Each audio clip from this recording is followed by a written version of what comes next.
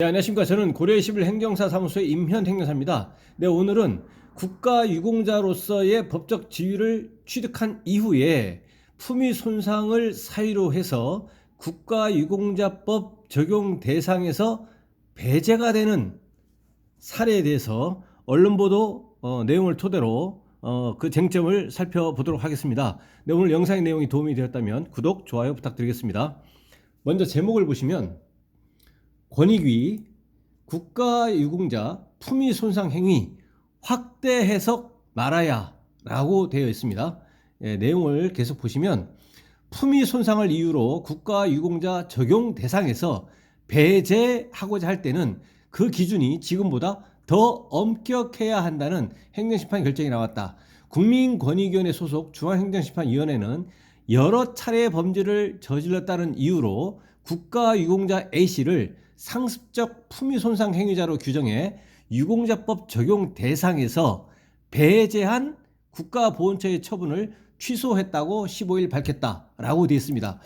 네, 먼저 국가유공자 등록을 할 때도 국가유공자로서의 요건이 해당이 되고 신체 검사를 거쳐서 신체 등급에 해당이 되면 그 이후에는 이제 범죄 경력 조회를 해서 살인이나 강도 등의 중대 범죄의 경우에는 국가유공자로서의 등록이 되지 않습니다. 그리고 국가유공자로서 이미 등록이 된 이후에도 범죄 경력 조회를 이제 정기적으로 또는 수시로 해서 중대 범죄로 된 경우에는 중대 범죄로 이제 밝혀진 경우에는 국가유공자법에서 적용이 배제가 돼서 각종 수혜를 이제 받을 수가 없습니다. 그리고 이제 그에 따른 또 보상금이라든가 이런 것들을 환수 조치가 될 수도 있습니다. 그렇게 되는데 여기서는 이제 중대 범죄라고 하는 것은 국가유공자 법령에서 이 범죄의 종류가 명확하게 나와 있지만 이제 상습적 품위 손상 행위 이렇게 되어 있는데요. 과연 이것이 어떤 것이냐? 이것은 이제 상습이라고 하는 것이 무엇이고 뭐 이런 것들 해석 여지가 좀 달라질 여지는 있습니다.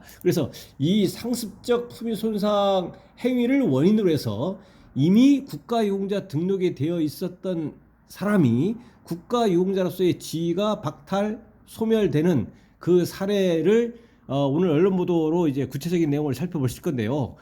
계속 보시겠습니다.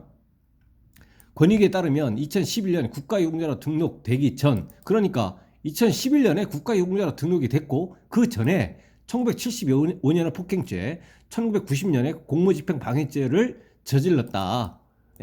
그리고 2019년에 또 다른 공무집행 방해죄를 저지르자 보훈처는 A씨가 상습적으로 품위를 손상하는 행위를 했다며 국가유공자법 적용 대상에서 그를 제외했다라는 거죠. 그러니까 A씨는 국가유공자가 되기 전에 1975년에 폭행죄, 1990년에 공무집행 방해죄를 저질렀고 그리고 나서 2011년에 국가유공자가 등록이 되고 나서 그로부터 또 시간이 흘러서 2019년에 1990년도에 1차 공무집행 방해를 했는데 2019년에 또 2차 공무집행 방해를 했습니다. 그래서 이제 국가보훈처에서는 국가유공자법에서 적용 대상에서 배제를 시켰습니다.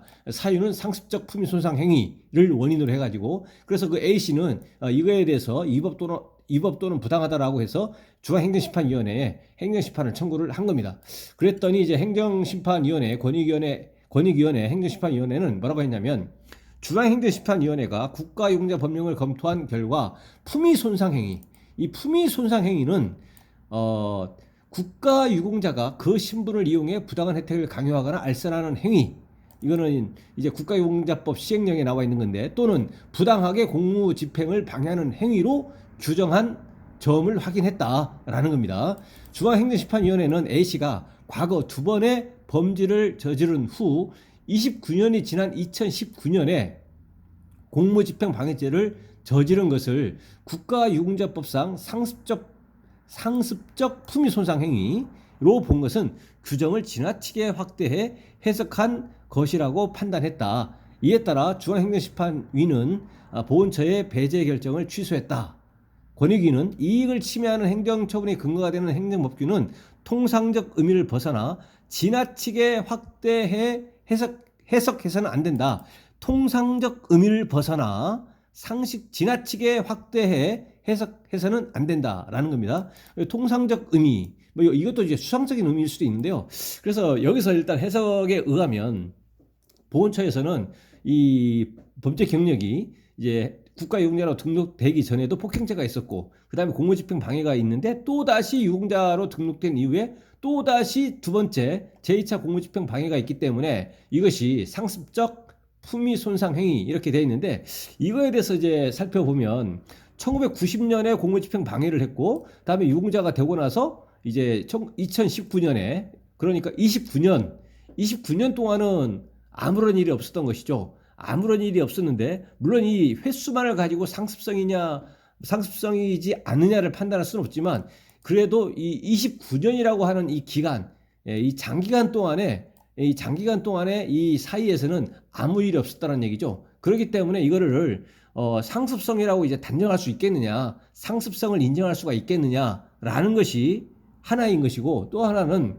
국가유공자로 등록되기 전에 범죄 경력 조회를 해서 이제 중대 범죄의 경우에는 등록이 되지 아니하고, 등록된 이후에도 이 중대 범죄의 경우에는 이제 국가유공자법에 명시적으로 규정이 되어 있기 때문에 그러한 중대 범죄가 아닌 이 상습적 품위 손상이라고 하는 것을 여기에 별도로 중대 범죄가 아닌 이 상습적 품위 손상이라고 하는 것을 비추어서 이렇게 보면, 국가유공자로 법적 지위를 취득하고 난 이후에 품위 손상을 한 것은 제2차 공무집행 방해인 것이고, 국가유공자로 법적 지위를 취득하기 전에는 1975년에 폭행죄, 90년에 공무집행 방해를 했다고 하더라도 이 사안이 국가유공자로 등록이 되는데 아무런 문제가 없다라고 판단이 되어졌기 때문에 이 A씨를 국가유공자로 등록을 시킨 것이고, 그리고 나서 그 이후에 제2차 공무집행 방해가 발생했다고 해서 이거를 과거하고 연결시켜서 전에 폭행죄가 있었고 또 1차 공무집행 방해죄가 있었고 이번에 공무집행 방해죄가 두 번째로 또 있었으니, 이거를 상습성으로 연결시켜서 국가유공자법에서 적용을 배제하는 것은 다소 가혹한 측면이 있지 않느냐라는 거죠. 그래서 이것을 다른 뚜렷한 근거가 없이, 합리적인 이유 없이 이거를 지나치게 확대 해석해서 이거를 상습적 품위 손상 행위라고, 이거 중대 범죄도 아니고 이미 등록이 되어 있는 상태에서 또 다시 단 한 번에 동일 이제 29년 전에 공무집행 방해를 했다는 것을 상습성이라고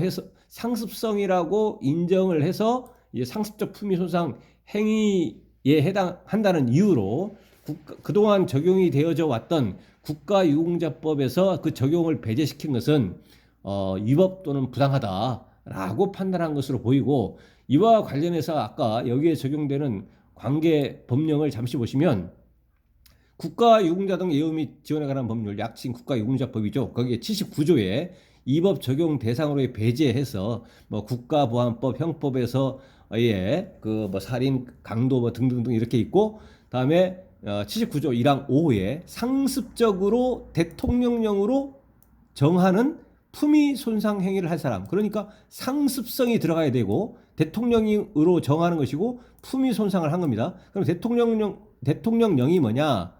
이 법 시행령인데, 국가유공자가 그 신분을 이용하여 부당한 혜택을 강요하거나 알선하는 행위, 첫 번째가 이거는 아까 아니고요. 두 번째는 폭행, 협박, 기밀파손 또는 그 밖의 방법으로 부당하게 공무집행을 방해하는 행위. 여기에서 공무집행을 방해하는 행위, 이것이 두 번째 공무집행 방해 때문에 국가유공자 등록 이전에 1차 공무집행 방해가 있었기 때문에 이거를 이제 상습성으로 본 것이지 않느냐라는 거죠. 근데 이것은 아까와 같은 이유로 상습성으로 인정하기는 어렵지 않겠느냐라는 겁니다.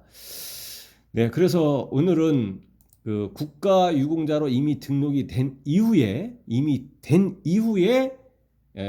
그 상습적인 이제 품위 손상 행위를 했다라는 이유로 이제 국가보훈처에서 국가유공자법 배제 처분을 한 사실에 대해서, 그 한 사실에 대해서 이제 그것이 위법 또는 부당하다라는 취지의 행정심판 재결의 최종적인 결정이 있었다라는 내용으로 언론 보도 사례를 중심으로 살펴봤습니다. 네, 오늘 내용에 대해서 질문 있으시면 댓글 남겨주시고요. 그러면 대댓글이나 별도의 영상으로 답변 드리겠습니다. 네, 오늘 영상의 내용이 도움이 되었다면 구독, 좋아요 부탁드리겠습니다. 네, 감사합니다.